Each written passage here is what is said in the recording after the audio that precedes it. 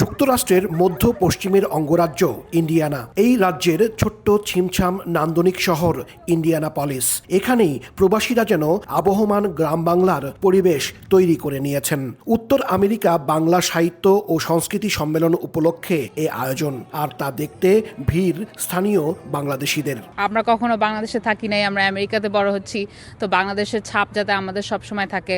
নতুন প্রজন্ম যারা ছোট বাচ্চারা বা আমাদের পরবর্তী প্রজন্ম, তারা তো আসলে বাংলাদেশের এই গ্রামীণ আবহাওয়ার সাথে আসলে পরিচিত না। এই ধরনের আয়োজন আমার মনে হয় না আগে কখনো হয়েছে। আগে অনেক অনুষ্ঠান হয়েছে, কিন্তু এটা একটু ভিন্ন স্বাদের। বাইরে যখন গ্রামীণ পরিবেশ, নোভেসভিলের মিলনায়তনে তখন ঐতিহ্যবাহী পিঠাপুলির উৎসব। বই কিংবা বাংলার শাড়ি, গয়নার পসরা সাজিয়ে বসেন অনেক দোকানি। অনুষ্ঠানের উদ্বোধনী দিনে সাহিত্যপ্রেমীদের ভিড় ছিল চোখে পড়ার মতো।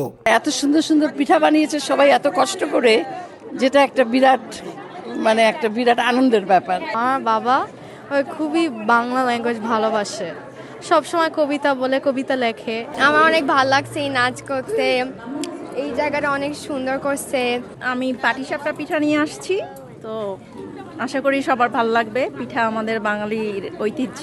এবারের সম্মেলনের স্লোগান জীবন জাগুক বাংলার সুরে। আয়োজকরা জানান, প্রথম দিনের অনুষ্ঠানের সার্বিক আয়োজন ও দর্শক সমাগম দেখে তারা খুশি। খুবই আনন্দের সাথে ইন্ডিয়ানা এই প্রথম বাংলা সাহিত্য সংস্কৃতি সম্মেলন উদ্বোধন করলাম এবং খুব সফলতার সাথেই হয়েছে এবং সকলের স্বতঃস্ফূর্ততা ছিল।